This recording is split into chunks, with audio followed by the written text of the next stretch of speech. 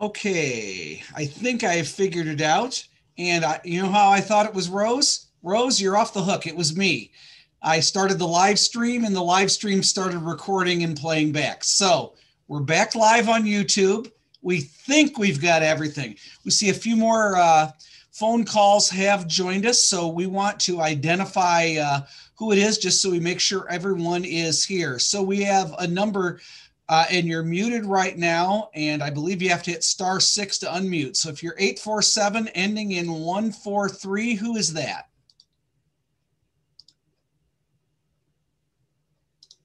Colleen Acevedo. Thank you, Colleen.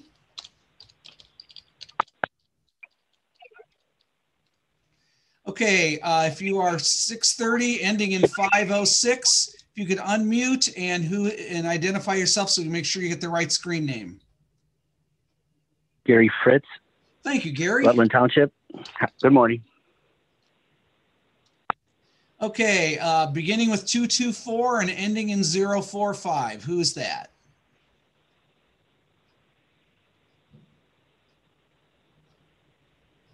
If you could unmute, hitting stars, there you go. And is it me, Jennifer? Oh, it is. I'm on a county phone. I have no idea what the number is.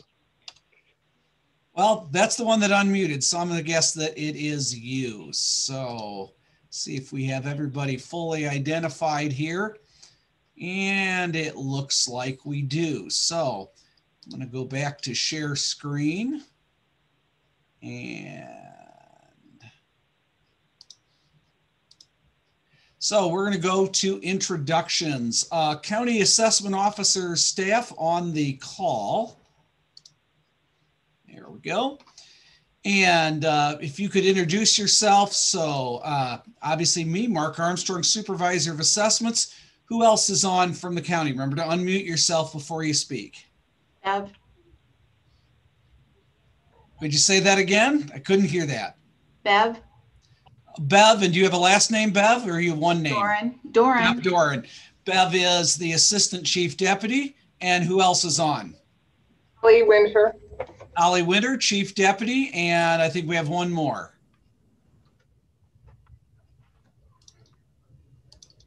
Jennifer Feeney.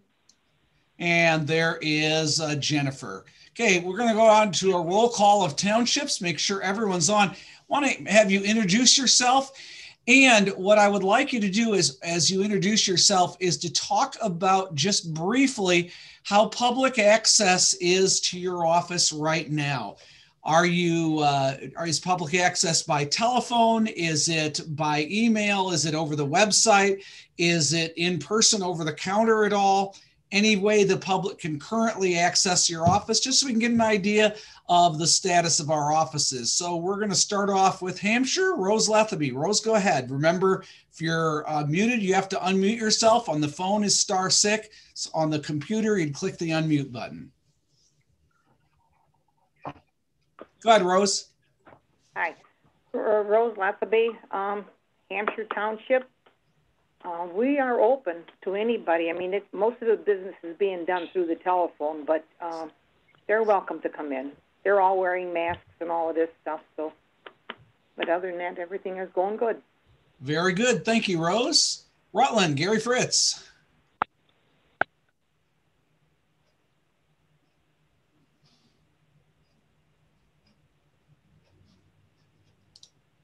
Gary, are you unmuted?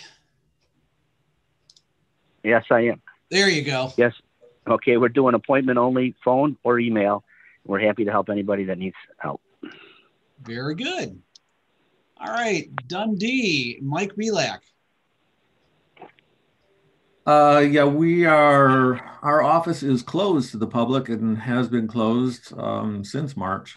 We are taking phone calls, emails. We're doing some field work. We're not doing a lot of intense field work, but we're still going along. So hopefully we'll open up. I don't know when we're going to open up. The supervisor has the office locked down, closed. So. And by supervisor, you mean Trish, not me. Correct, township supervisor. Right. I don't supervise the assessors. We established that long ago. All right, very good. Thank you, Mike. Okay, moving on to Burlington, Debbie McCormick.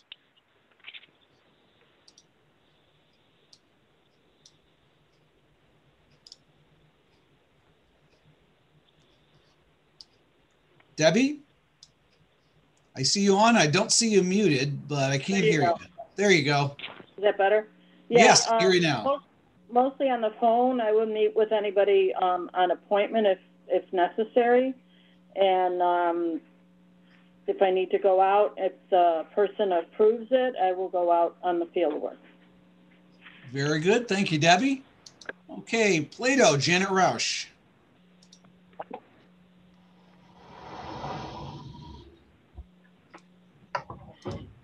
Good morning. There you go. We are closed right now, but I am taking appointments and meeting with people. Most everything is still happening through email, phone calls. We are out in the field just trying to keep up with all the building. So far, that hasn't been too much of an issue. We wear our masks when we go. We have lanyards that we wear so they know who we are. So far, that has not been too big of an issue for us. Very good. Thank you. And that brings us to Elgin, Steve Cernicki. We've been open for a couple months now. We, have proper ways of doing business. We keep them out in the foyer. Or when people come in, we designate a small area in front of our office. They don't get to come back here with us. Masks are, mandatory. So it's worked out pretty well so far. We haven't had a lot of people come in though. So it's going well right now. Okay. Thanks, Steve. Okay. Virgil, Mick. We're doing appointments only, telephone, email, however you want to start it. We will bring them in and talk to them with masks, etc., but only by appointment. Very good. Thank you, Mick.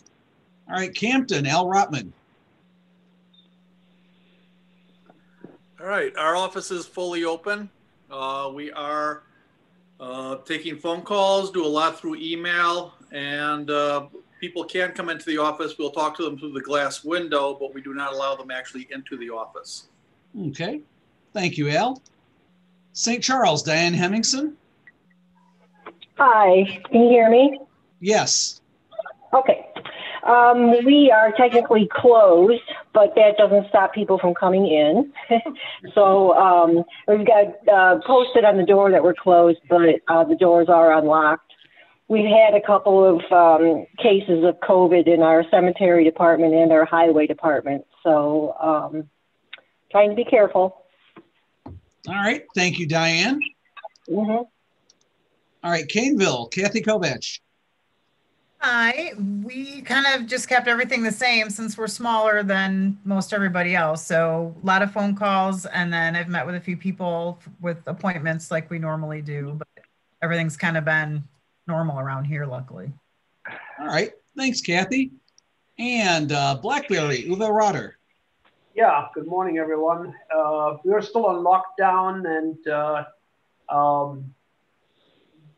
we support everybody like everybody else through phone calls and emails and by appointment. So, I mean, only if somebody doesn't have any electronic means to get in touch with us will we actually schedule appointments. So we're doing okay. Very good. Thank you, Uwe. Okay, Geneva, Denise LaCour.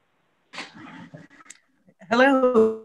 We are doing, our office is locked down tight, and we are all three working here. So we're, and we do have an appointment process that we can do, but it's kind of crazy. So we haven't really had to use that, but we'll get to people one way or another. It's been quiet. Thank you, Denise. Okay, let's go to Batavia, Tammy Kavanaugh. Hello, Riley here. Tammy's here as well. Here. I'm not feeling well today. Oh, I'm so sorry. All right. Riley, are you going to speak on as Tammy's deputy? Yes. Yes. Very good. So our office is currently closed to the public. We are taking appointments and mostly by telephone and email right now. All right. Thanks, Riley. Okay, Big Rock, Ralph Harkison.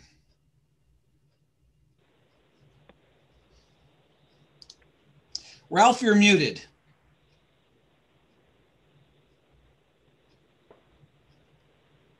There we go. Oh, there. Nope, now you're muted again. Backwards. There, you got it. You hear me? Okay. Anyway, Big Rock is generally closed, as we always are. My home office phone is posted by the Big Rock Township building there, and I am making appointments when they're required. I'm happy to meet with any of the taxpayers. Very good. Thank you, Ralph. Okay, Sugar Grove, Kurt Karras. Basically, we're open. We have a sealed office. We have an entry desk with a glass window and a hole through the window. We can slide information back and forth. We have, of course, email on the phone. If someone comes in and wants to actually chat with us, and we can't handle it without them coming in, I'll let them come in with a mask. I'll wear a mask. I'll come back in the back room here and I'll work with them. But we really don't have a lot of visitors. Okay. Thank you, Kurt. And last but not least, Davis Offit, Aurora.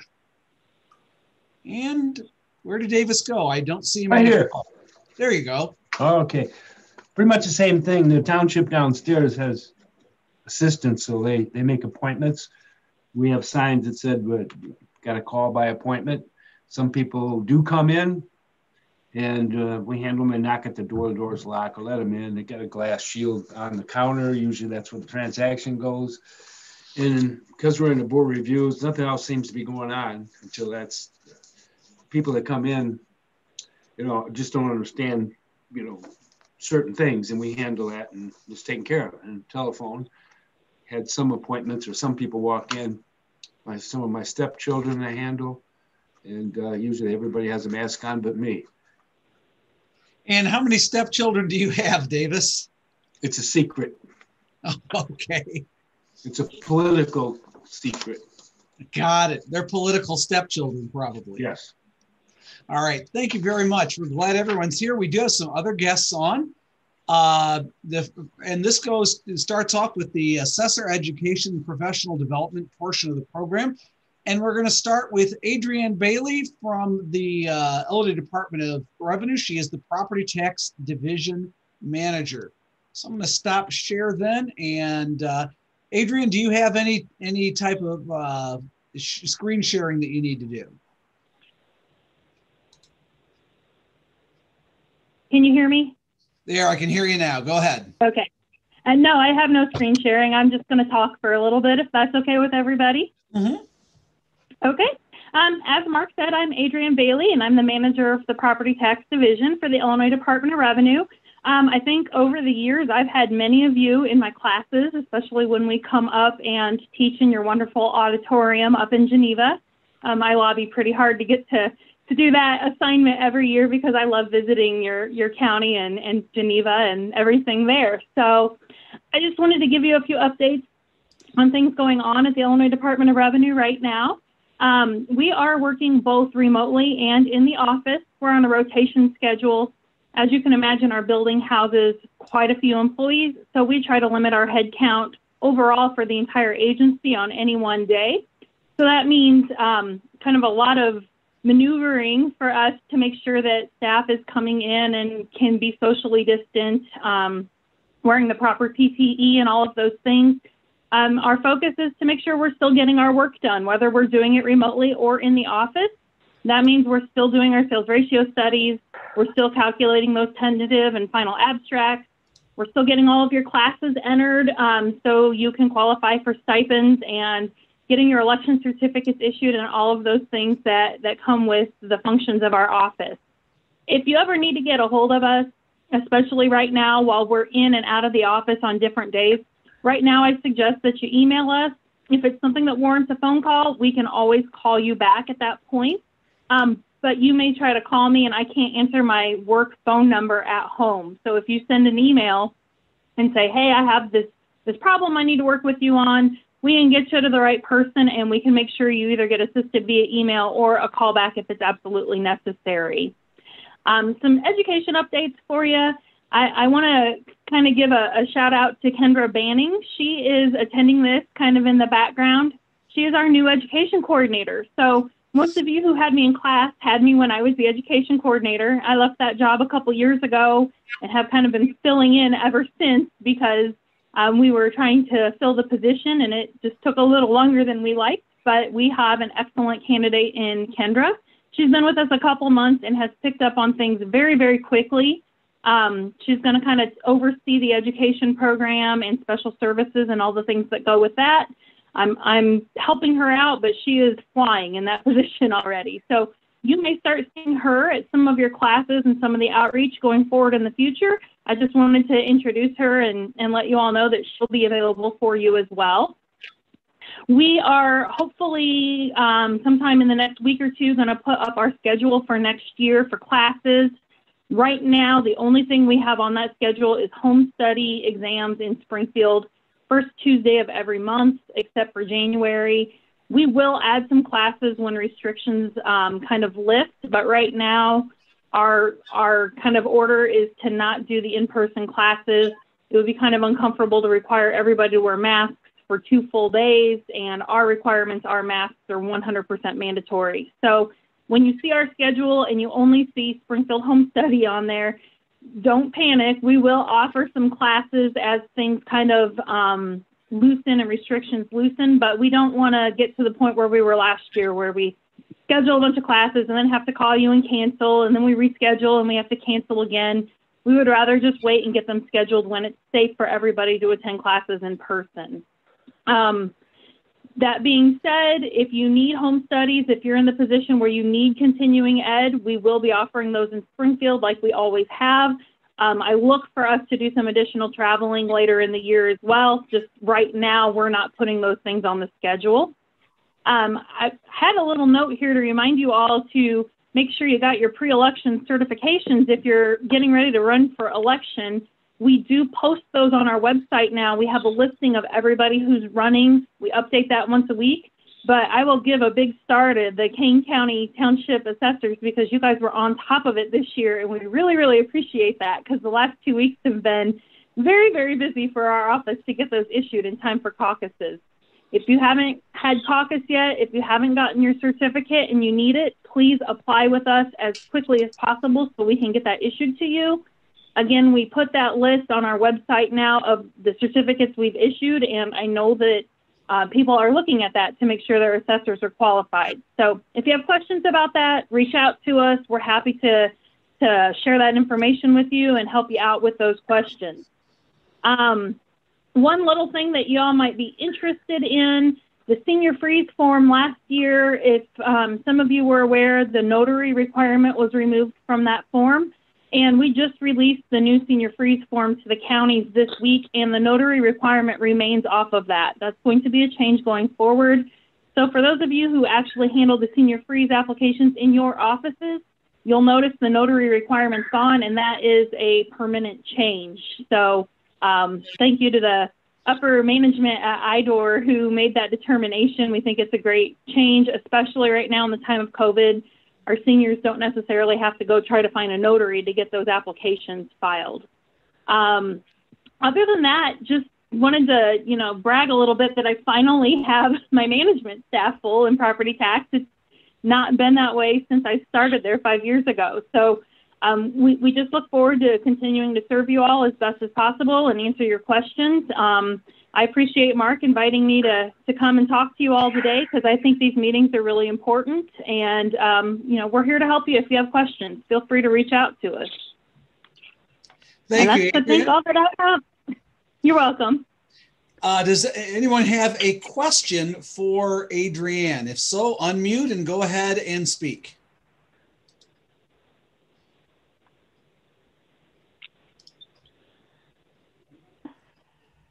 Seeing no questions, I know, Adrienne, you have a meeting with the governor's staff very quickly, so I know you'll have to jump off.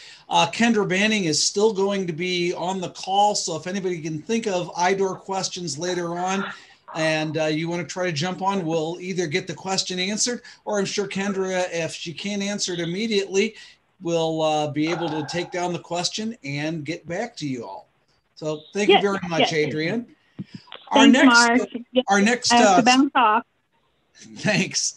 Our next speaker on the Assessor Education and Professional Development Program is Josh Barnett, the Executive Director of the Illinois Property Assessment Institute. And Josh, I have made you a co-host, so you are ready to share your screen. I also made Amanda a co-host, so she's ready to share her screen as well. Excellent. Hi, Amanda. Thank you, Mark. It's good to be here with all of you. We also have Amanda Padgett with us, our Learning and Development Specialist at the IPAI. The way we're going to structure our section of the program this morning, I'm going to share a few brief announcements, and then I'll pause and take any questions that you may have. Then Amanda is going to share a more in-depth presentation on some things that we're working on at the IPAI, and then I'm going to do the same after she's done with her presentation.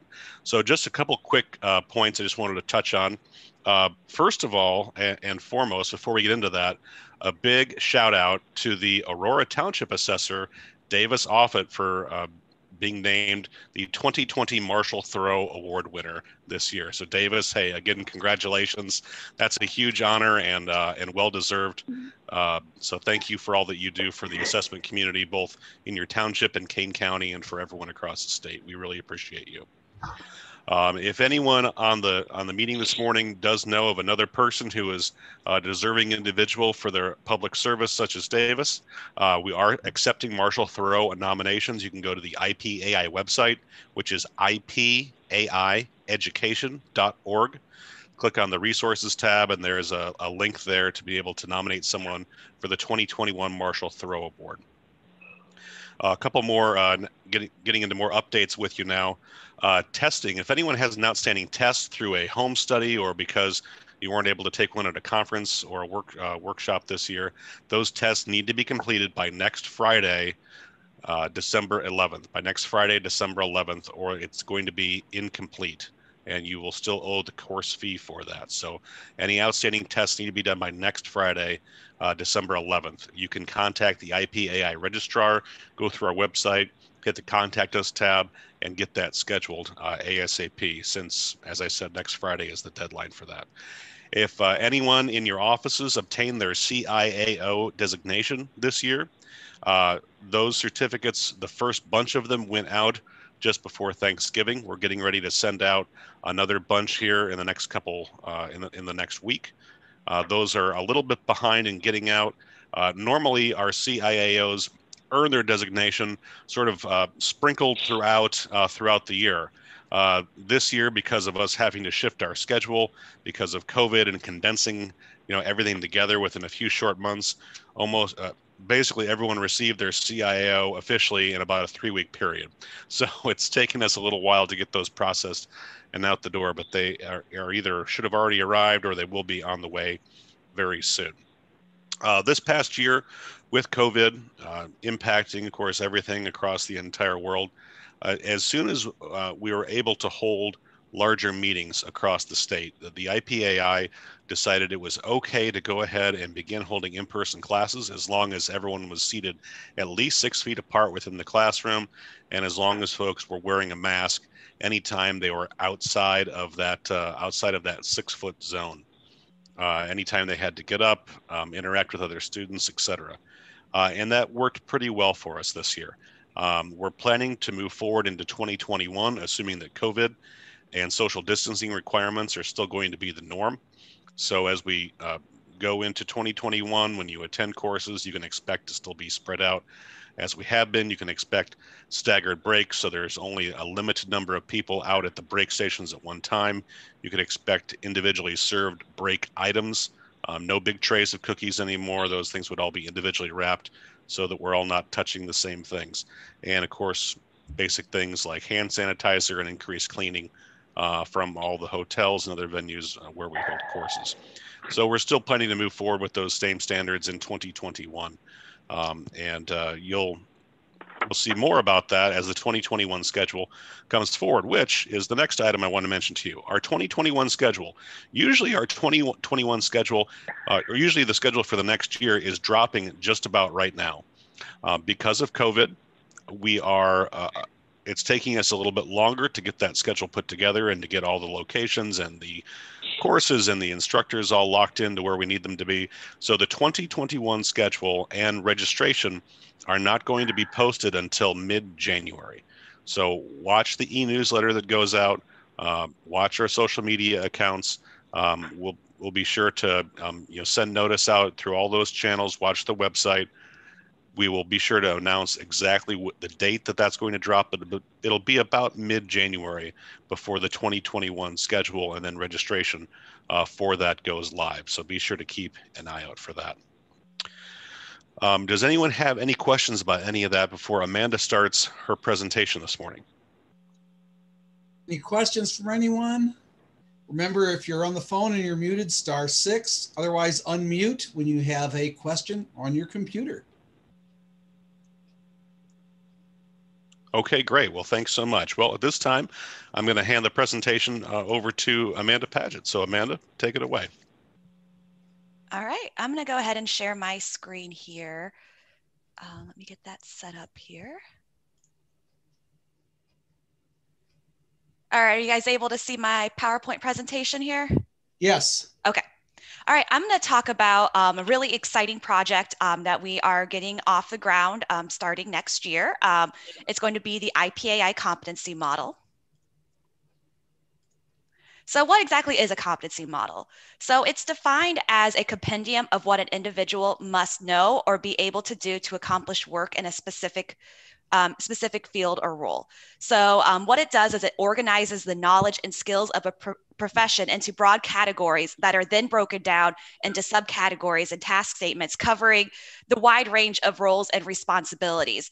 And we could also define those out further into experience levels, i.e., what base knowledge should someone that just brand new got their CIAO should have versus an in-depth expertise of someone that's been in the field for a long time and is more advanced.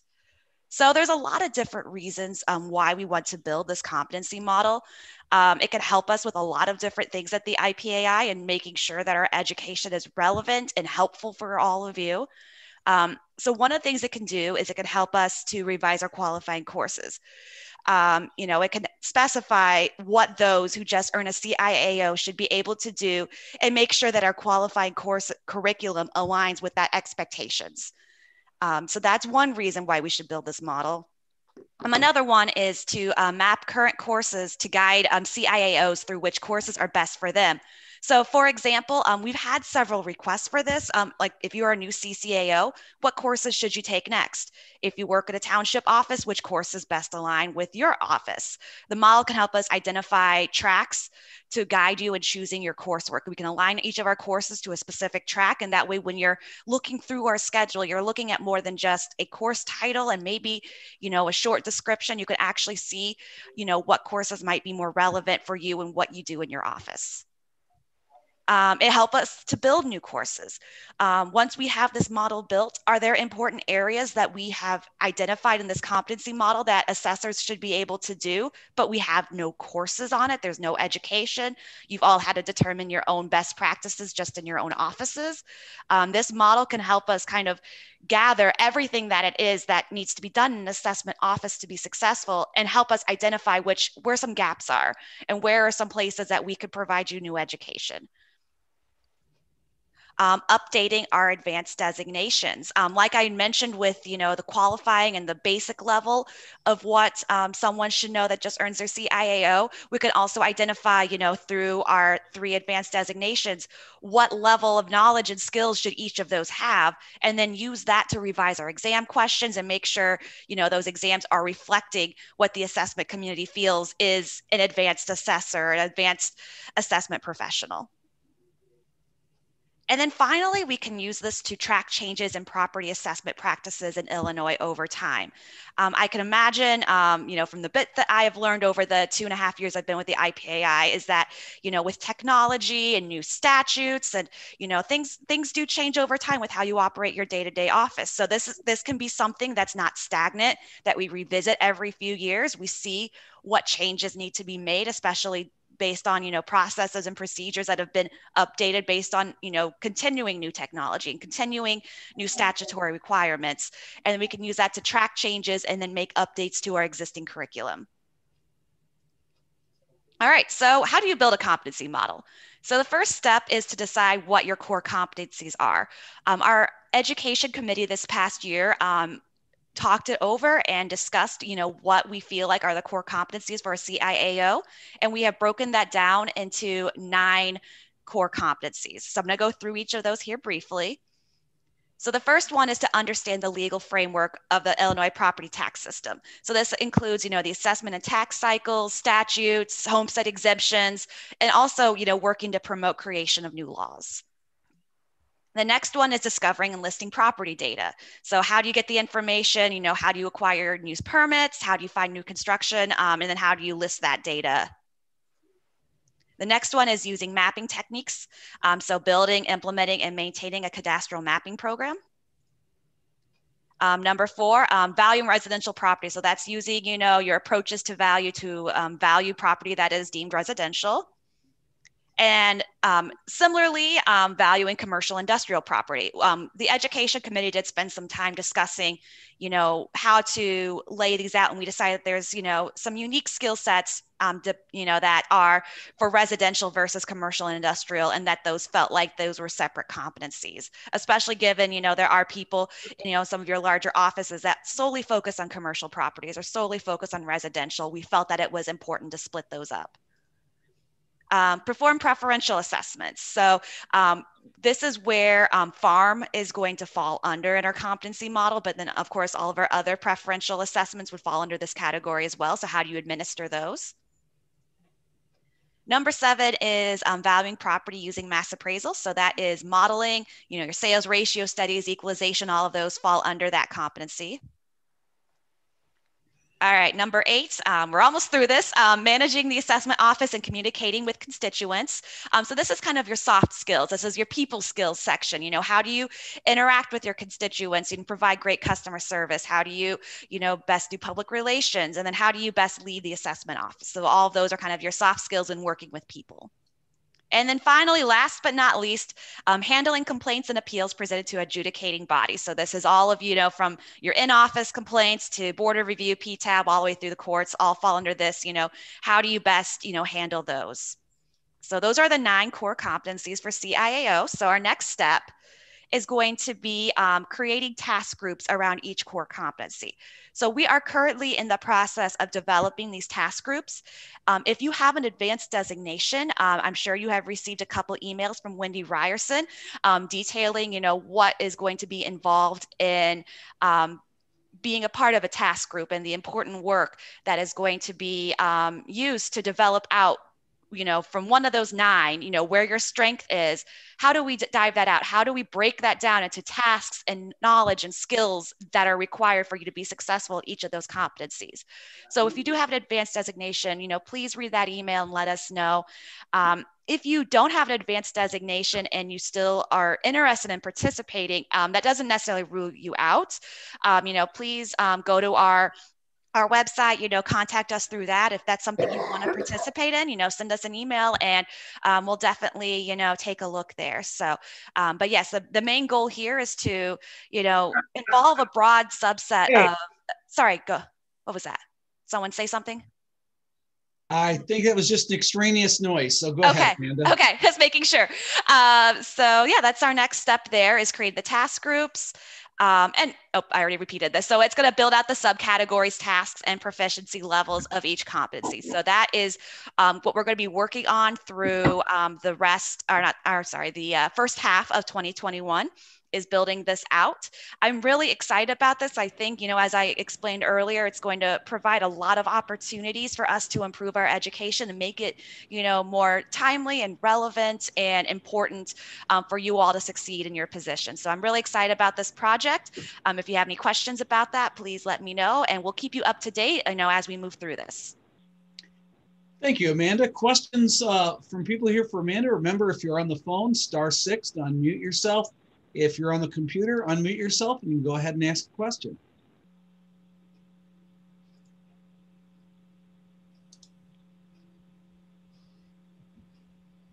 Very good. Amanda, Josh, thanks very much for coming and joining us today. Josh has more to talk about. Oh, of course. Josh, go ahead. You're getting out the big hook there. I want to make sure we don't have dead air. All right. Well, here, I'm going to go ahead and share my screen with the group so you can see the presentation I have.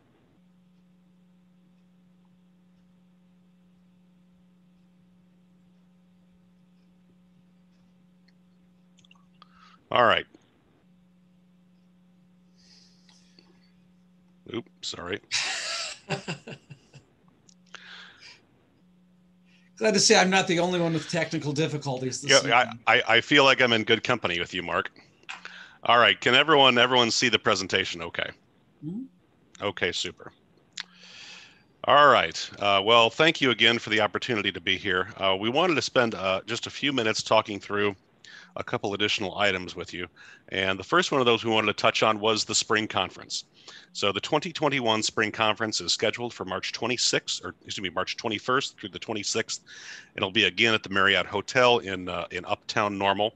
You may be wondering in the back of your head, well, what if we're still under COVID restriction conditions? Well, if that happens, again, we're not going to cancel the spring conference. We'll bump it out and let you know when that happens. But hopefully we'll be holding it on these dates as is currently planned. So all of you know our current spring conference format, right? Monday, Tuesday, you show up. There are there are courses that are going on, usually about 7 courses. Each one of them is 15 hours, 7.5 hours on each day. Same thing on Wednesday and Thursday. There's a 2-day courses over Wednesday and Thursday, 7.5 hours each day. Special events going on Monday, Tuesday, and Wednesday, luncheons and happy hours, things like that. Testing on Wednesday morning for those taking exam courses on Monday, Tuesday, testing on Friday.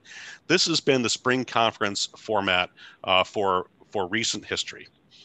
This past year, we added a new component, which was a Sunday plenary session that provided 3 hours of CE or continuing education to all those who were able to attend, because we wanted to provide something on Sunday evening for those who are coming in on Sunday afternoon, an opportunity for them to sit, hear a shortened session with a good speaker on a subject of interest, and get you a few hours of CE before you went off and found dinner on Sunday evening. So looking forward to next year, we're looking at changing the format for the first half of the spring conference. What we're looking at doing, I shouldn't say looking at doing, what we are going to do is on Sunday, we're going to have that plenary session again with 3 hours, 2 or 3 hours of continuing education. Wednesday and Thursday is going to still be the traditional, more recent traditional format of 2-day courses, 15 hours over the 2 days with testing. But on Monday and Tuesday, we're going to change the way spring conference functions. We're going to be putting together 4 different tracks that you could follow with breakout sessions. And each one of those breakout sessions is going to be about an hour, hour and a half each. So if you attend the breakout sessions on Monday and Tuesday, that's going to get you 6 hours each day of continuing education. If you come to the plenary session on Sunday, that's going to get you 15 hours of CE, just like you normally would. And again, we'll continue to have those special events on Monday and Tuesday, the luncheons and the other evening activities as well. So in wanting to do this, this really isn't something new. This is actually something that is old. Back in the day, when we held the spring conference in its previous title, the March Workshop, it was pretty common to not have all-day classes going on at the spring conference. A more common format was to have these smaller breakout sessions that were an hour, 2, 3 hours long, and you could choose which session you wanted to go to. And it created a more relevant experience, a more robust experience for those who were there. It allowed more time to network in between with vendors and fellow assessors, more time for for socialization with fellow assessors. So we're looking actually at moving back to that. So going old school again for the first half of the week. Now you may be asking, well, what exactly does that look like in a real sense? Help me imagine what a Monday or a Tuesday may look like in this reformatted spring conference. Well, so we talked about having a couple different tracks, right? So we have here, and this is all just an example. What I'm showing you here, this is not set in stone. Full disclosure, I completely made this up to give you an example. So the information I'm showing you here, we're not necessarily going to have an admin track. This is just an example for you, but what we are going to be doing will be released in the coming weeks and as we get into January. So in this example here, you can see there's 4 tracks set up: residential, commercial, administration, and policy.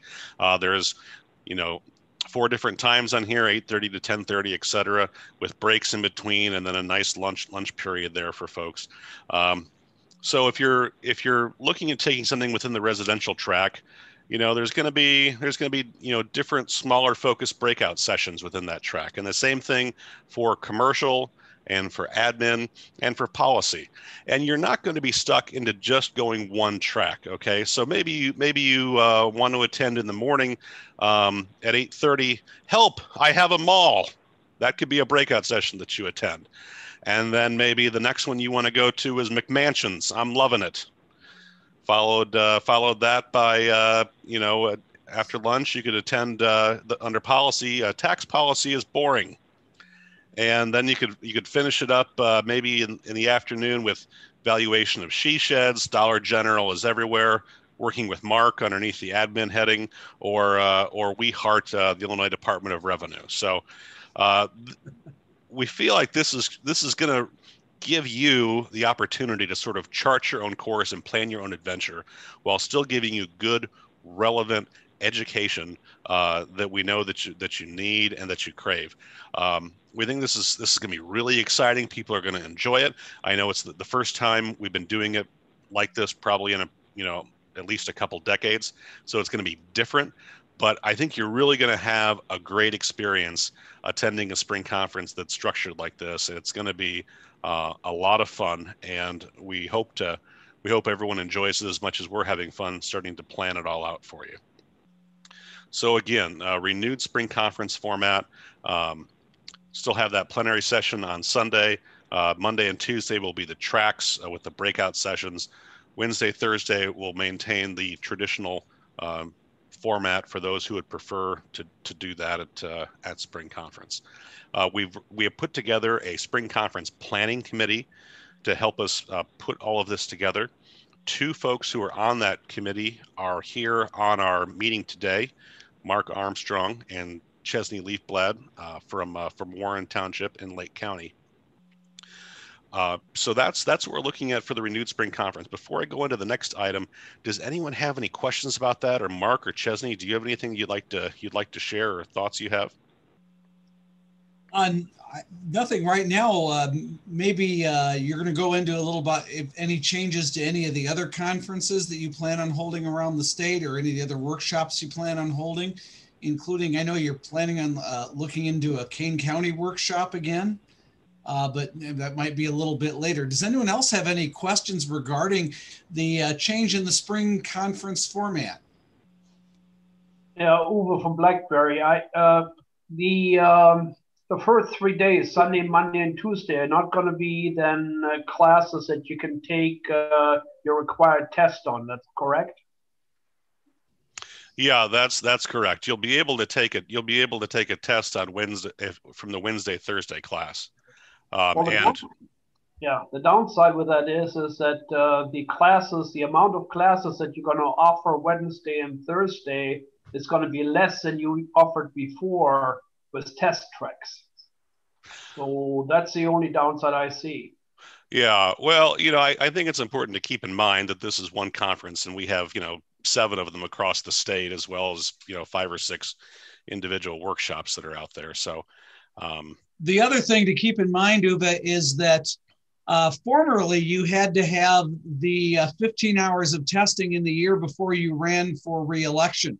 That has gone away. You do not need that anymore to do this. So what this does is it focuses more on the renewal standards to keep your CIAO current, because that's one of the reasons to move in this direction.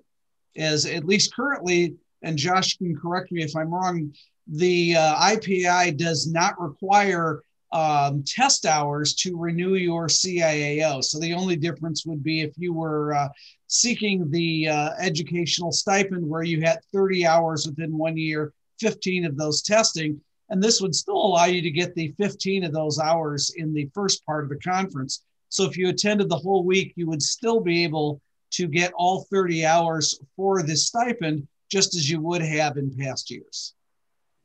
Did I say that correctly, Josh? Yeah, that's correct. I mean, from an IPAI standpoint, we have no requirement in place that you have to take an exam. If you take all seminar courses to maintain your CIAO, that's perfectly fine with the way things are currently done. You just need to get 60 hours of continuing education in that 4-year period.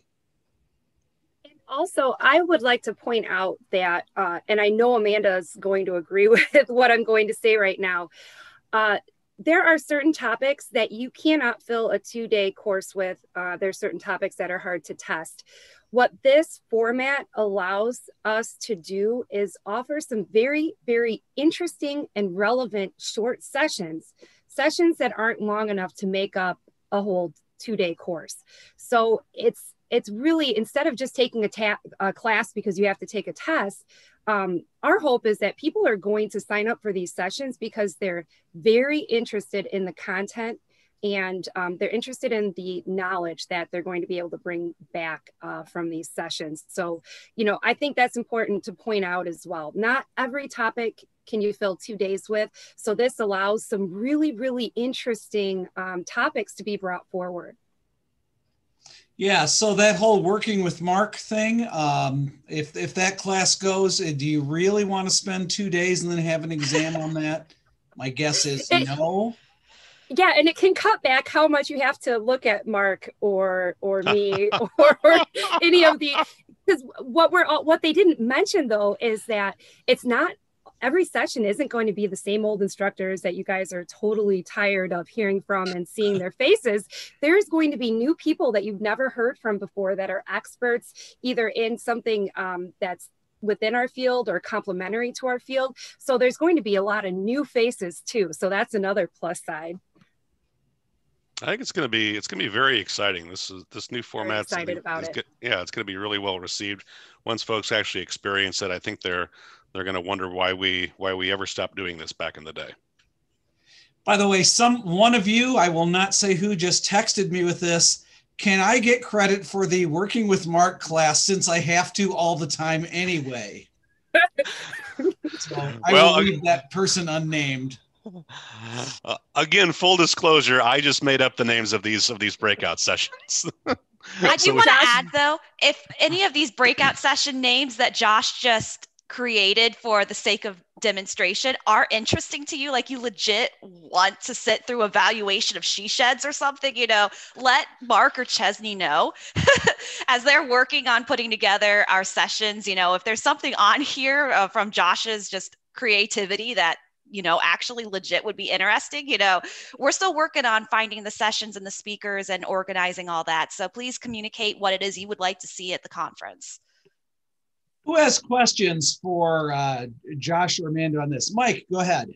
Yes, I do. I find it a little contradictory where the Wednesday and Thursday sessions, the regular courses, they're staggering the break times, yet in the breakout sessions, it's going to be the same break times. No, Mike, that's a great question. So what we did at Spring Conference this past year, and it's been more fun, I'll say that, to manage at Spring Conference just because of the amount of people, right, that we have Normally a conference is like maybe 3 or 4 courses, and that's a lot easier to stagger those courses. At spring conference, when you have 7, 8 courses going on at the same time, that's a lot to stagger and to maintain social distancing and to do that in a way where people are safe and they feel comfortable. So what we did at spring conference this past year is there were multiple classes that were let out for break at the same time, but there were multiple break stations that were staggered, and classes were assigned to a particular break station on one side of the conference center, and then on the other side of the conference center, a class let out over there, and they were assigned to a different break station. So we did that to try to keep people, separated out, and again, make sure that at no point there were more than 50 people gathered in one area at one time. And we'll also continue to do that too with the next year with the new format, with the breakout sessions and how those breaks are staggered on the example. Okay, and one more question. What about the cost for the breakout sessions? Yeah, we haven't set that yet, but I'm going to guess, because we're going to be giving folks, including the plenary session, the same amount of educational hours, it will probably be somewhere in the ballpark of the current cost for a 2-day course. Okay, thank you. Yeah. Other questions for Josh or Amanda? Can I just say 1 or 2 more things here? Yeah, go just ahead, to follow Amanda. up. Please. Right now we have our big 2021 planning survey that is currently live.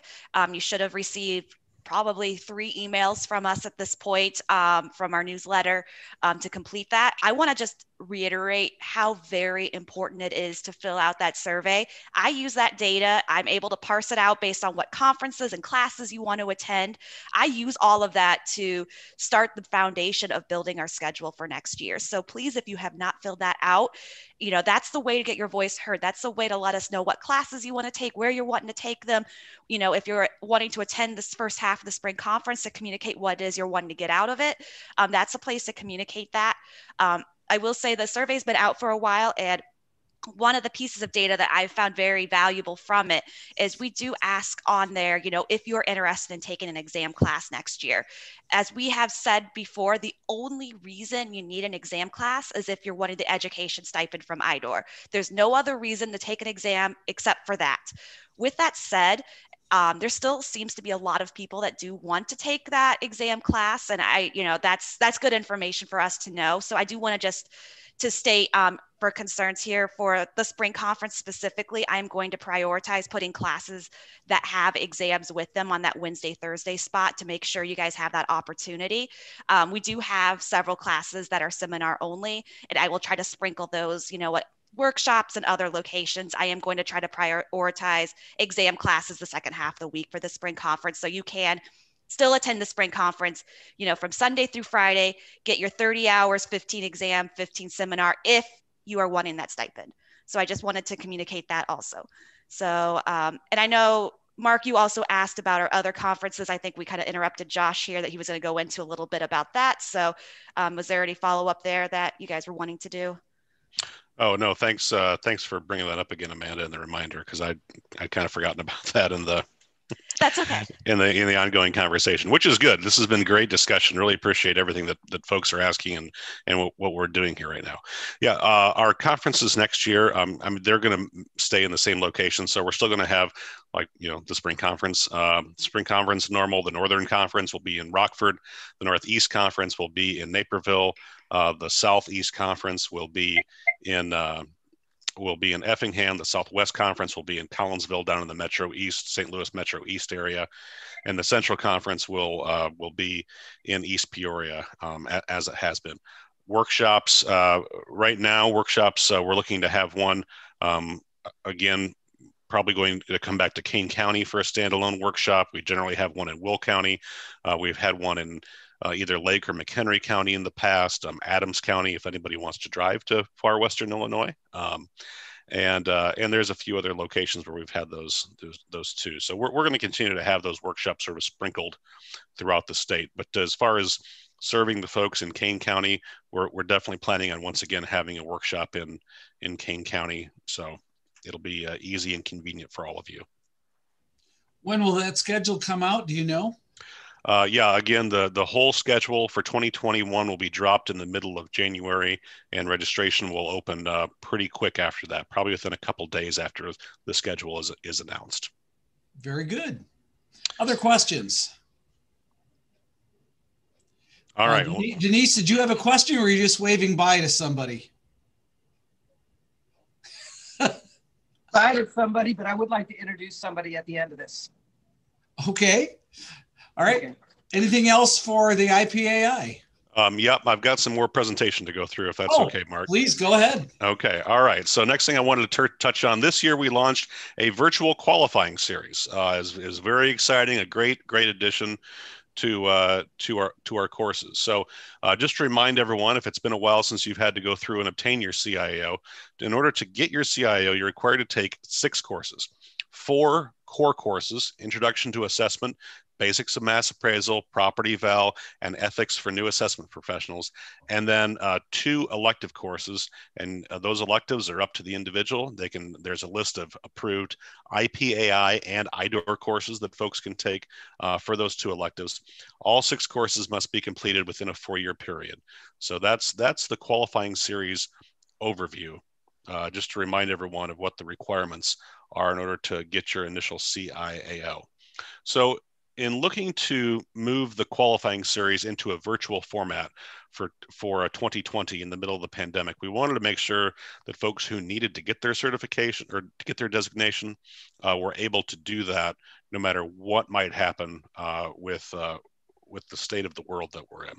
So we shifted the 4 core courses, Intro, Basics, Property, and Ethics, into a virtual format.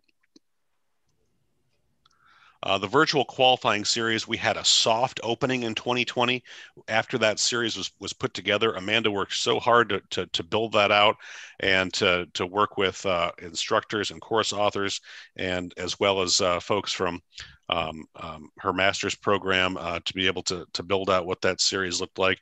We had a soft opening for that in 2020. We offered up people to take the virtual qualifying series to anyone who was already registered for an in-person qualifying series course in 2020.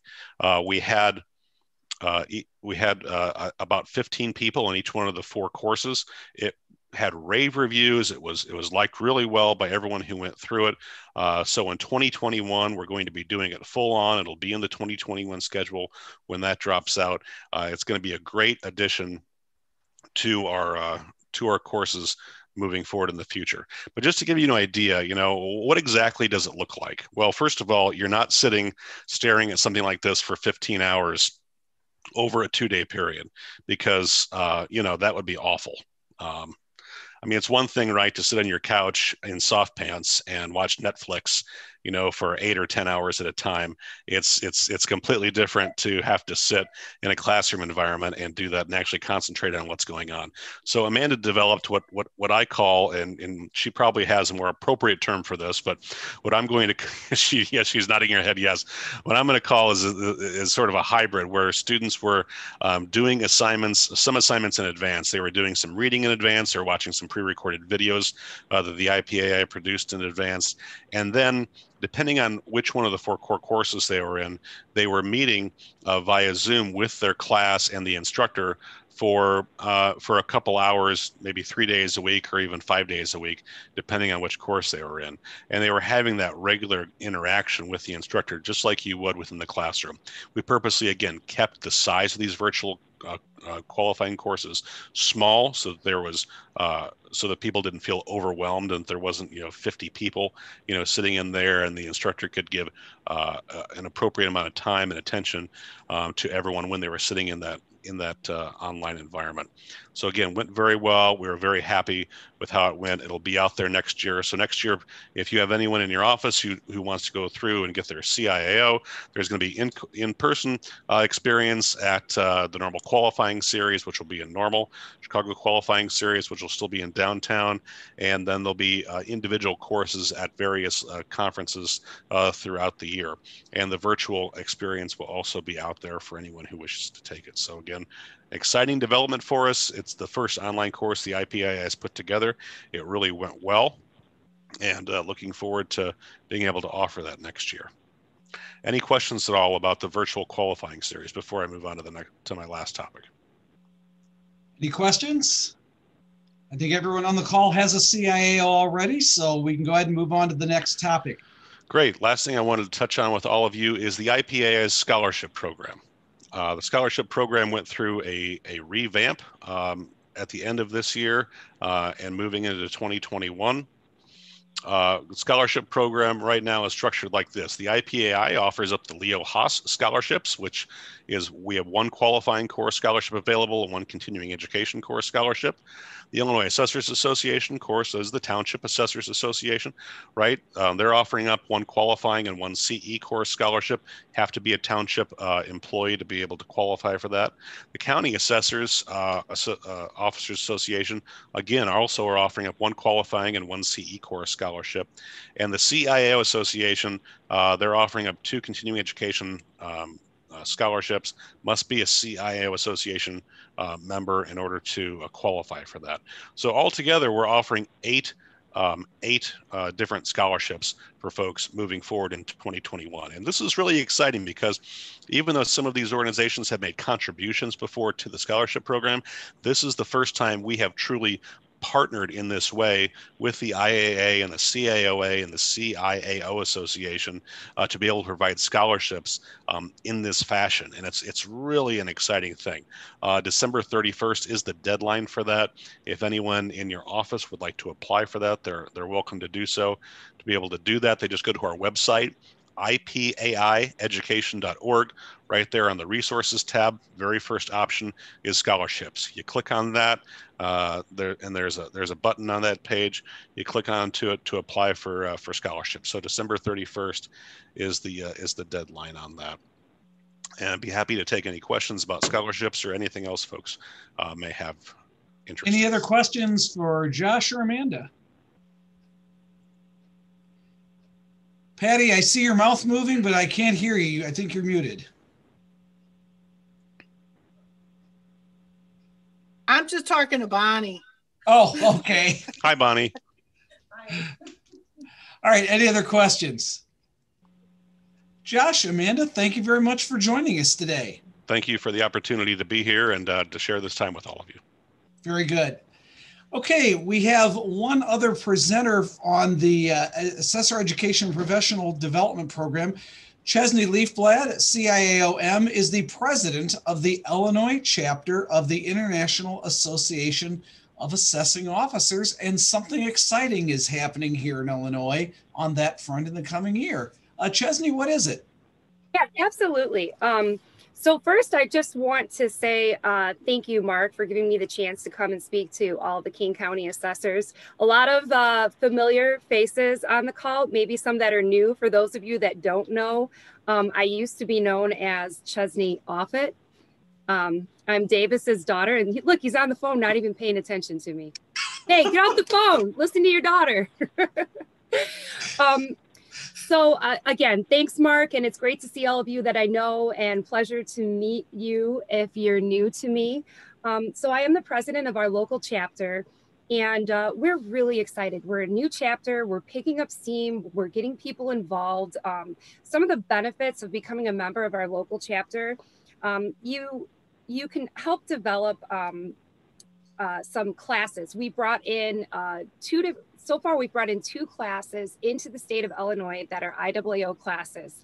These are great for people that are having trouble. Maybe you've taken most of those that are offered through IPAI or IDOR. So bringing these IAAO classes into Illinois makes it financially feasible for a lot of people to take these classes. And in doing that, you can actually pursue some professional designations through IAAO. So really the heart of our local chapter is education. That was the primary motivator for us getting together. We also provide networking opportunities as well. So that is great. Moving forward, what we're all really excited about is the IAAO, or the International Association of Assessing Officials, has their annual conference in Chicago next year. That conference is August 29th through September 1st. As a local chapter, we're on what's called the Local Host Task Force. So we're volunteering and we're providing some services to IAAO, boots on the ground, to help them organize this conference. Right now, we are looking for 2 additional volunteers that would be providing some service prior to the conference. But also at the conference, we need 80 volunteers. So what we're really trying to recruit people that might be interested in volunteering at the conference. If you volunteer at the conference, you get a discount of $350. Basically, you're paying half price for the conference if you volunteer for 8 hours or more. What would you do in terms of volunteering? There's some pretty simple things like just scanning people's badges as they walk into a class because they're looking to get continuing education credit or things like that. So we only have 2 more positions available that would require some effort prior to the conference, but there's going to be a lot of opening for volunteering at that conference. Again, 8 hours basically cuts the cost of the conference in half. It's going to be in Chicago. And this is really our chance to show the rest of the world what we have to offer here in Illinois. In terms of how do we show up in news stories, it's not always that great. We don't always show up in the best of light. And so this is really our chance to say, hey, you know, what we do is important. We take it seriously in Illinois. Look at us, look at what we can do here. Illinois is great for a number of reasons. And this is our chance to really show people. So in terms of membership in our local chapter, it's very low cost, $30 a year in membership dues. And we basically use those membership dues to facilitate scheduling classes. We will be bringing another course in next year as well. The details are not exactly decided yet in terms of where will we be hosting that and what course it's going to be. Information on our local chapter can be found at illinoisiaao.org.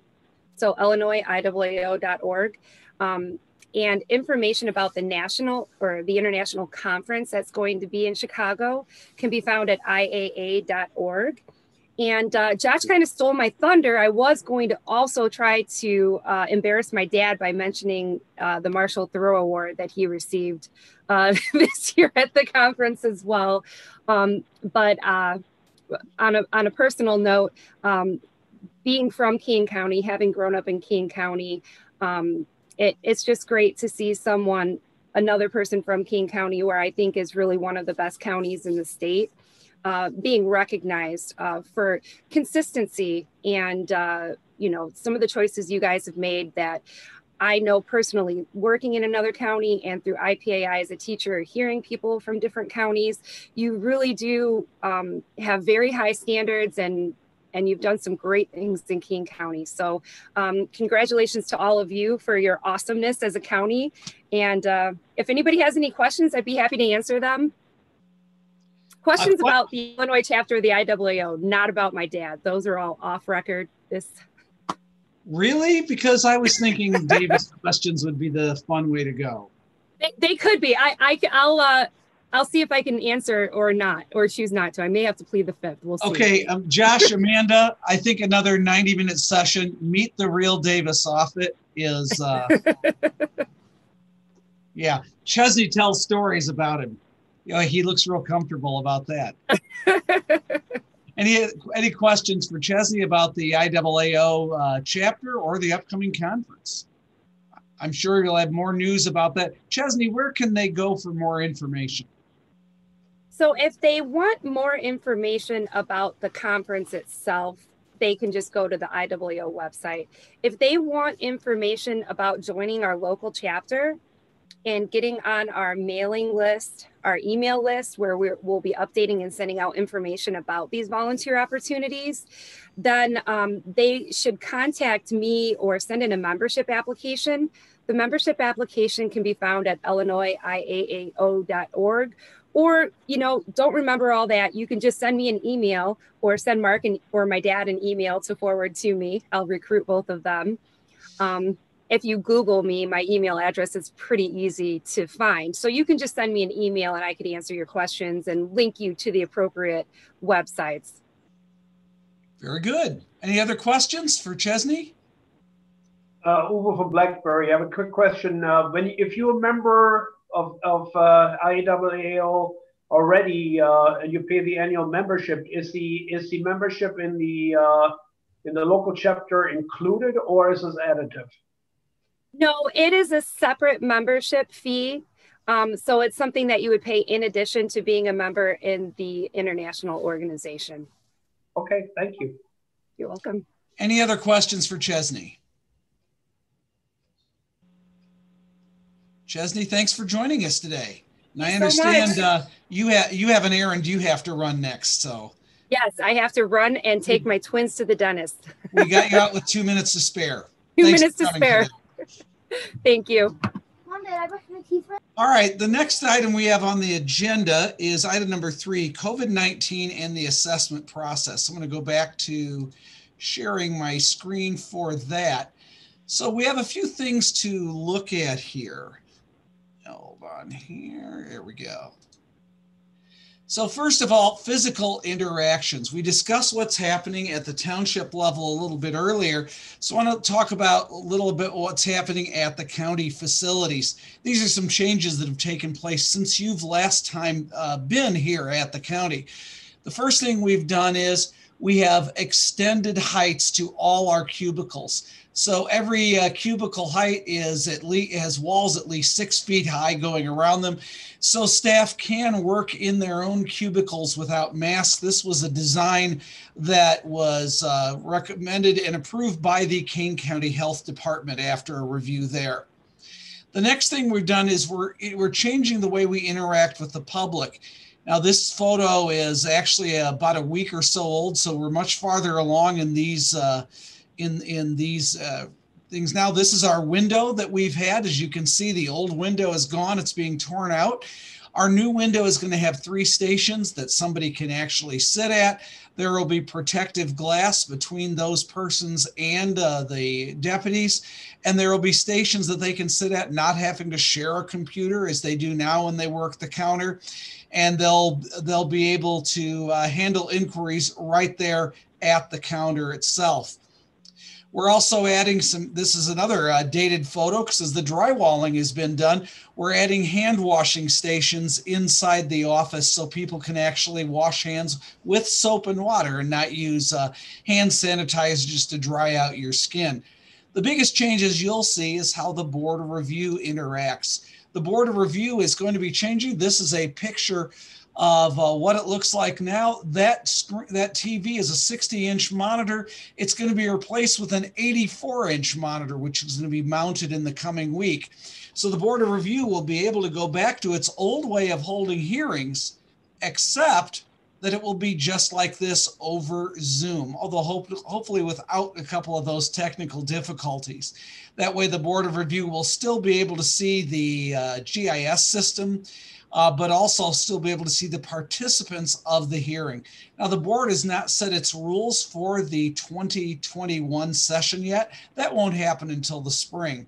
But we've set it up so we can actually do complete audio and video conferencing there in the room. And we expect to have that capability completed by the end of the year. So having a TV camera on top of the monitor, so you'll be able to see the board and the board will be able to see you. Additionally, our entire HVAC system is being replaced. If you hear banging going on in the background, that's what that's from. If you see me rubbing my hands, that's because it's about 55 degrees here in the office today. Our system is being replaced by one that actually exchanges air with the outside rather than recirculates the interior air. And it's designed to reduce the transmission of airborne pathogens and airborne viral particles.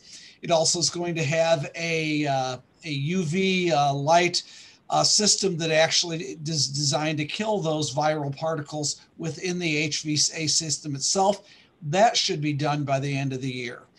Our front steps are being replaced. If you hear the jackhammering sound, that's what's happening on the outside. And then our elevator is replaced now too. So we have a lot of people getting a little more exercise than they want because our elevator has been out of service for the past for the past month or so. And no date on when that's going to be complete. So township facilities we've already talked about, but one thing I want to emphasize is there is no actual instruction as to how townships should interact with the public. First of all, I don't have any authority to do that. Second, I'm not sure anyone at the county level, even the health department, has any authority in that level. What you need to do is decide what works best for interacting with your constituents. In other words, you have to solve the problems of your jurisdictions. I see there's a wide variety of solutions we have, and I think that's perfectly fine. You get to decide what's best for your jurisdiction. That doesn't happen from us. We will be having a couple of process changes coming in. The first thing that's going to come online is contactless exemption applications. We're already working with our provider, DevNet, to create some online applications for all homestead exemptions. So all will be able to be received in a contactless form. So that's certainly something that once we get that up and going, we'll have some sessions on how to help people. If people come to your office and they want to know how to do this, we'll be able to give you that information so you can answer those questions, because they're going to ask you, even though we always would welcome them to ask us. We know they're going to come to you, so we don't want to leave you out of the loop on that. Other applications for things like open space are going to come online after that. Then contactless board of review filings and hearings are the next step. That's something that has been ongoing for a few years. Every so often the General Assembly talks about making that mandatory statewide. So far it has not, but that is going on in most counties now. It's already in place in Cook, McHenry, Lake, Will, and I know DuPage is bringing that online in the coming year as well. So that's something that we have been a little bit reluctant to be the pioneers on, but it's something that's going to happen in the coming year. That will allow us, however, to take the opportunity to do a little bit of data validation as the time comes, and also get that information out to you faster. Valuation concerns. We certainly have some opportunity for discussions about results of COVID-19 and valuations. I note that when the first shutdowns hit last April, we got a lot of requests for changes in valuations immediately. We got a very demanding letter, for instance, from our largest taxpayer in the county, which is the Chicago Premium Outlets, saying the 2019 assessments had to be dropped because it was the only fair thing to do for something that happened in mid-2020. But when it came around to the time to file assessment complaints for the 2020 year, they didn't even file one. So I'm not sure what the results are for that, but what we can say is what people were certain were true in April of 2020, they maybe thought was something different in 2021. So our next step is to go to uniformity of assessor functions, and that's to go through the instructional assembly for 2020. But before we get to that part, does anyone have any questions about some of the COVID-19 discussions that we have had so far?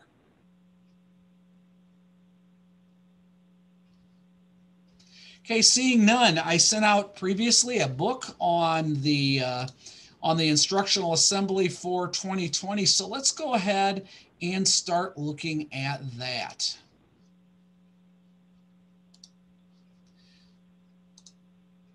So the book is the one that was sent out. We have on page 6 some assessment office contacts.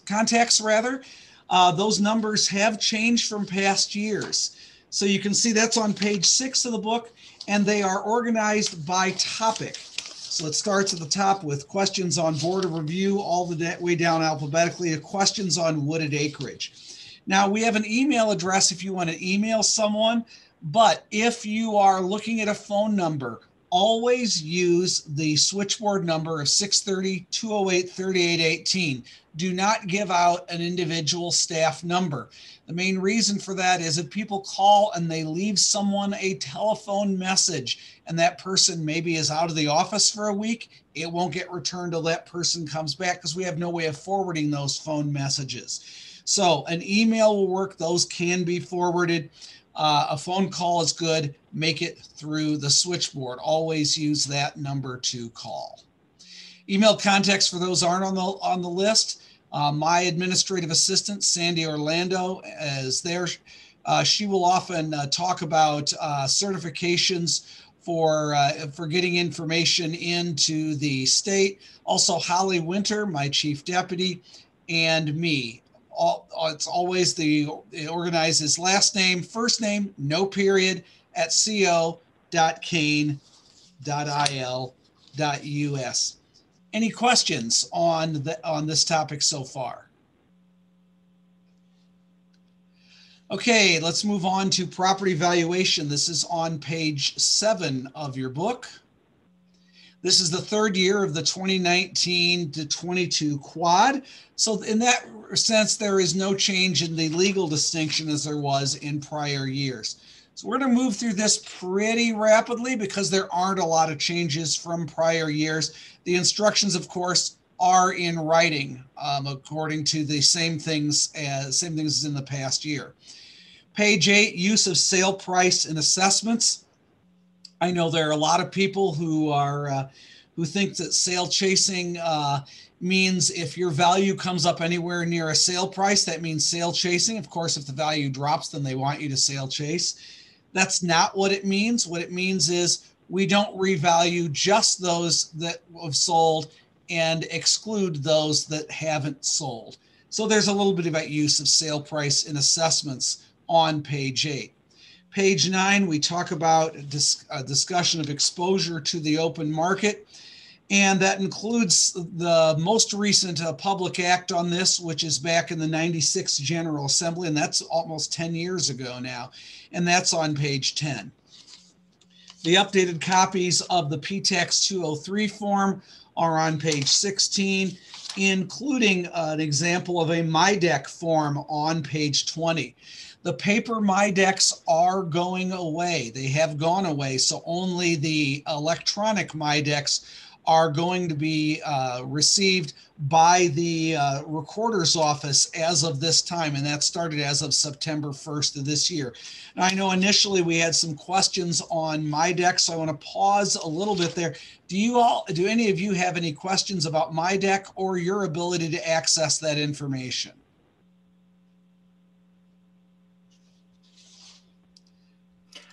I have a question. Mark, this is Diane. Diane and then Patty. Go ahead, Diane. Sorry. So with the MyDeck, if the paper copies are going away, we're still going to get them from the recorder's office, correct? That is a recorder's office question because that's up to them to decide how they distribute it. But if they continue to send them, then that will be something that they do. That's something they have decided on how to distribute that. We don't have any influence on that, I'm afraid. Okay, however, so go ahead. When you go to the MyDeck website, are the sales there as up to date as they are that we get from the recorder's office? It just seems like they are not. Like I think they're back in June and July right now. Beth, No? can you address that?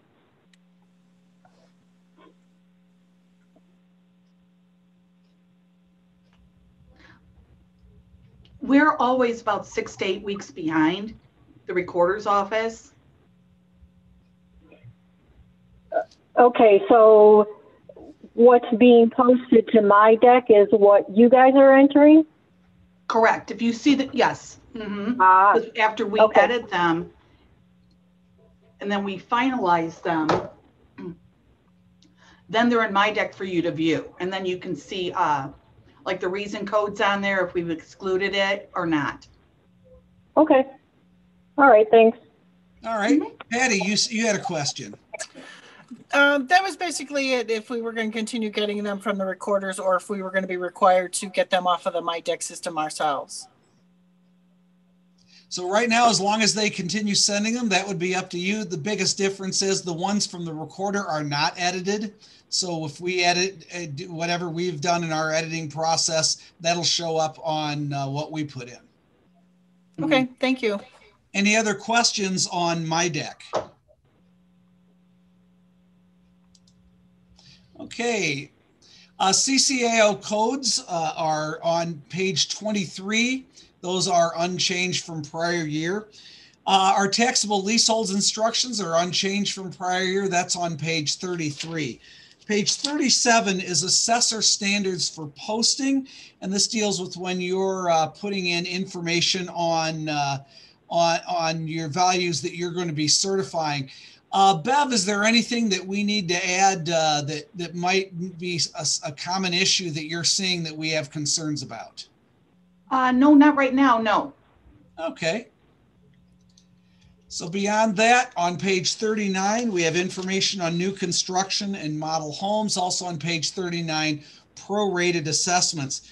Bev, any common issues that we're seeing there that we need to update? No, not at this moment, no. Okay. Cadastral mapping is on page 40, where we talk about the cadastral mapping process. One thing to remember is a lot of times in our jurisdictions, we're going to see parcels that have more than one parcel, but they have all the same tax code. Now, if they have different tax code, we've got to keep them separate. But if they have all the one parcels and the only reason that they have different parcel numbers is they were historically acquired that way and never combined, and you think that it would be much easier on you for the valuation process to combine them, give our office a call and we'll take a look at actually combining them. A good example, and although this is in Batavia, it's a Geneva Township issue, is the homestead. And that was something they acquired it, the real estate in pieces. And so we'd always had separate parcels. And so we have actually combined them by ownership. So they're down now to 2 parcels where they were at about 7. And so that makes things easier. And one of the things we had there was that's a life care facility. So we had the issue of how we dealt with exemptions and we're able to resolve that a little bit. So Alex and Denise, that's going to make your life a little bit easier with that one. But if any of you see that on any of your parcels, let us know. We can take a look. Davis, I know you gave me some up by, it was, what's that restaurant where the Harner's, wasn't it? Yes, that's one. But the bigger one is along north part of I-88, which has section 6 with all, J.C. Penney and all those kind of stuff. And it's got about this much of section 7 because the tollway went through there. And I don't know if it's the responsibility of the property owner, but is that something you can just go ahead and do? I mean, we can certainly take a look at it. Why don't so I'll give instructions to Davis, but this can follow for anyone. If you see something where just hitting a section line is an issue, send it to us. We'll take a look at it and see if we can figure out a good way to combine those. Because we do have a number where a sliver over a section line was the issue. And we want to see, is there a good way to combine those? Sometimes there's a tax code issue that we cannot resolve. But it used to be, we didn't even cross a half of a quarter section because we were on a different map page. But we aren't using paper maps anymore. So this gives us an opportunity to kind of relook at these things using our new our GIS system, which has completely replaced paper maps for a good 10 years now. Any questions on cadastral mapping? Okay, let's move on ahead. Non-homestead exemptions. Couple of things. This starts on page 41. Applications have to be made for non-homestead exemptions. I have several entities who are claiming they are exempt once they purchase the property and they don't have to make applications. If any of them talk to you, it is not true. Everyone is required to make an application for non-homestead exemption. And then, except for a few exceptions, annual certificates of status are required. Now, whenever there is a change of use or a change of leasehold estate or title holder of record, the taxpayer must notify the CCAO in writing of that change of ownership or use. Now, what we try to do is review exemptions annually and look for ownership changes, but we don't always see them. If you see them, please give me a call and let's have a conversation, or give Bev a call and we'll have a conversation about the best way to go forward, because this almost always means the exemption has been extinguished. If we don't catch that for several years, then we have to hit them with a tax bill for several years at once. That always produces a much more angry group of taxpayers than any other way. So anything that you see on non-homestead exemptions that you think looks odd, give us a call. Let's go over it. We'll figure out what to do. Any questions on non-homestead exemptions? Okay, we'll move on then to homestead exemptions. So we are now on page 42. There are no new exemptions this year. So we have the general, the HIE. Remember, the HIE is the one that you're applying automatically. And since you're applying it automatically, we don't need to send them an application. Otherwise, we need to send every single person who gets that. We need to mail them an application. Senior citizens, senior freeze, persons with disabilities, standard homestead exemption for veterans, disabilities, and returning veterans. Those are all on pages 42 through 46 of the Instructional Assembly Handbook. Do have a couple of preferential assessments to look at: Veterans Organization and Fraternal Freeze. Every year, it seems a few of these drop off as those properties are not used for that anymore. I know in St. Charles, we used to have both a VFW and an American Legion post that they owned. They now rent a post in a commercial building and they use their real estate for something else. So those organizations no longer get the freeze. I know some of you are very good. Davis, you're one in particular who will look and make sure all your organizations get those forms. If they don't file, they're not going to get the preferential assessment, and they're probably not going to notice it until their tax bill comes out. If you want a list of these that are in your township, give Bev a call. Bev can give you a list and you can actually talk to them and make sure that they get that. It's a good customer service thing to do, and it might be something that a couple of phone calls in the first of 2021 wouldn't be the worst thing to do. You probably want to get those phone calls in sometime before March. So you make those positive contacts with the taxpayers in your jurisdiction. Any questions on either veterans or fraternal freeze? Okay, farmland assessments start on page 48. Those are for land used as farm and improvements used for farm. So we have those two things. We have a lot of discussion there. The 2021 certified values are on page 51. Those have already been approved by the Farmland Assessment Review Committee for that year. So you have your PIs for 82 up to 130. The change per acre for each PI is $35.21. So that's near the bottom of page 51. If you need to calculate a PI above or below, you can see that on page 53. Any questions on farmland assessments for the 2021 year? Page 54 is where our developers relief preferential assessment starts. Again, there is no change for this for the year. The General Assembly did not meet much to do anything. There wasn't much of an opportunity for change.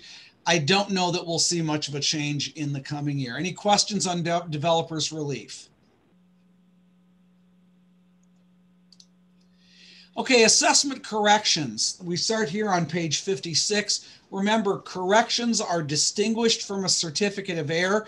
These correct an assessment before the Board of Review certifies an assessment roll. The deadlines are in the book. The first is the deadline for instant assessments is November 1st. And if you're wondering why my lights just get off, that's not Holly or Bev telling me I need to speed it up. I got a new motion sensor in my office, and it's learning that sometimes when I sit there and move only my mouth, I am actually still working and alive. So deadline for instant assessments is the 21st. And I'm gonna mute Davis since he's on the phone there. Okay. And then for divisions and consolidations, we have also November 1st for assessment update. This is where you've certified an assessment to the Board of Review. The update is October 1st, or the final filing date, whichever is later. Now remember, on the assessment updates, legally all that is a polite suggestion to the Board of Review that the board on its own motion adjust an assessment that they've already had certified. So that means notice has to go out to the taxpayer, and if notice is more than $100,000, the board is also sending out notice of that change to all the taxing districts with a revenue interest in the property. So that means that a hearing can result from that, if not just the taxpayer is not happy, but if the taxing bodies are not happy. The board also might hold a hearing on its own motion, since that is the board holding it on its own motion. So it's just something to remember when you're doing those assessment updates, that anything over 100,000, the board is going to take a very close look at, and they may actually hold a hearing on those. The assessment update form is on page 58 of the book. Any questions on the assessment corrections, which are the assessment updates?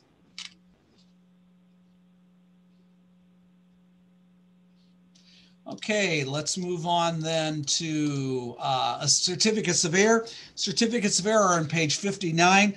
Certificates of error are things that correct a tax bill that is already issued.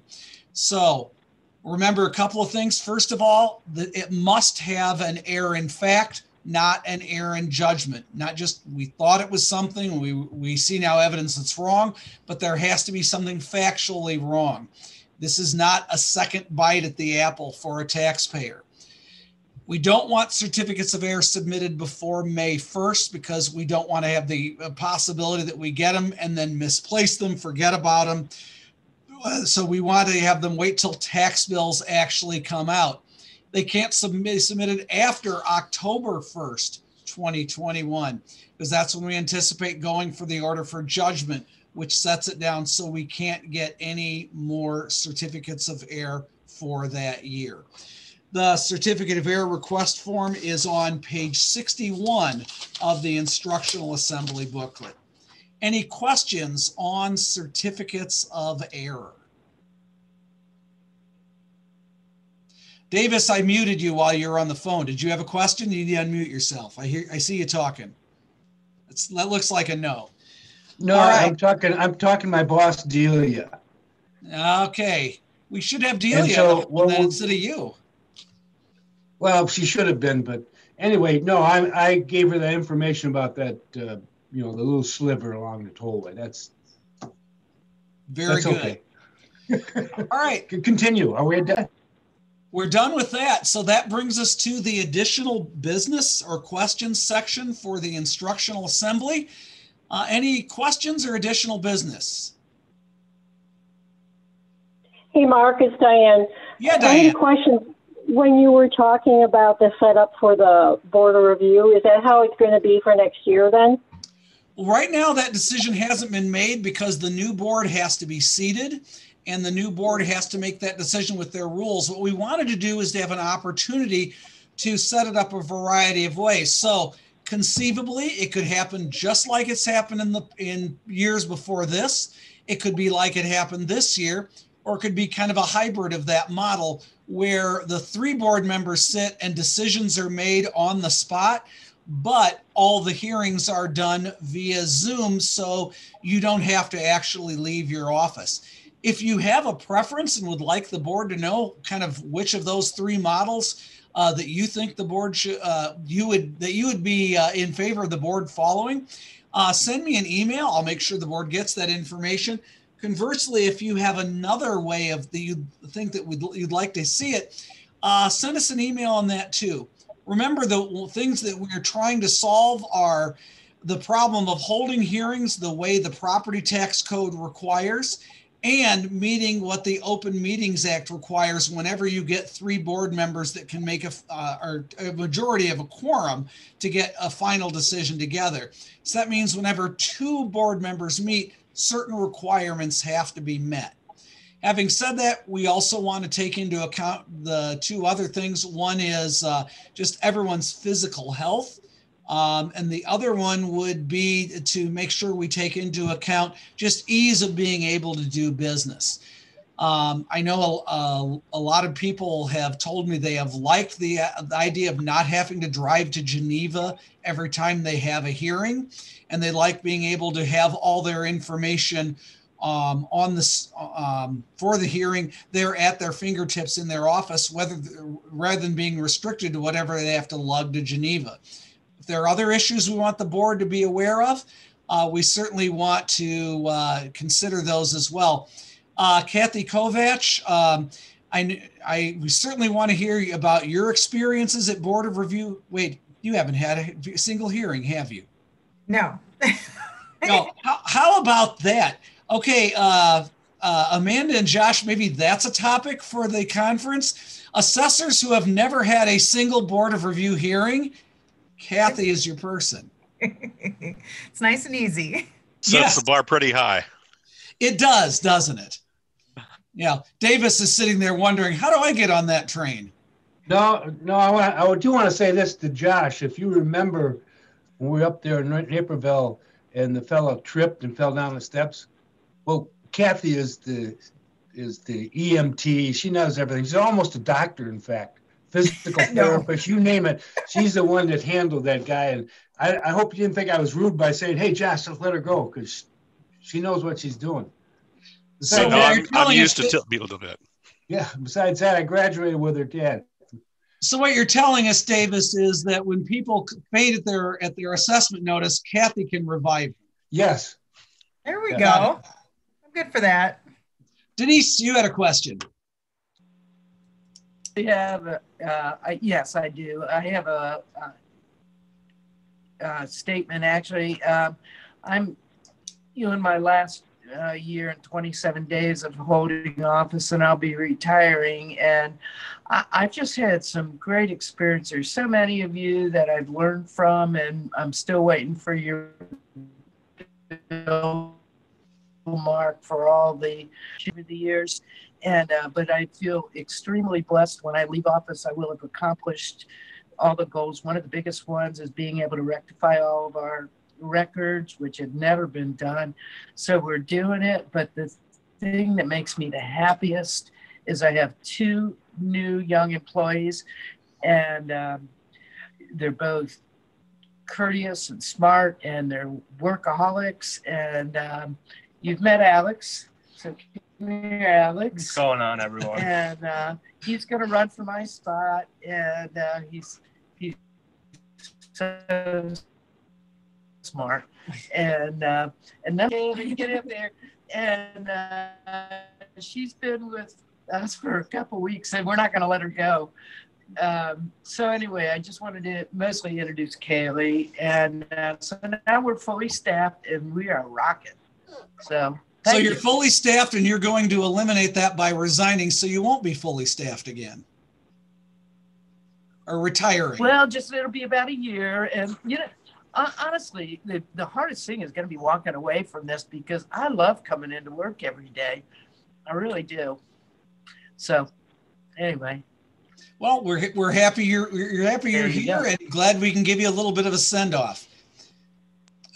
Notice Alex is staying out of the firing line there, off to the side. I figured he'd stay. There he is again.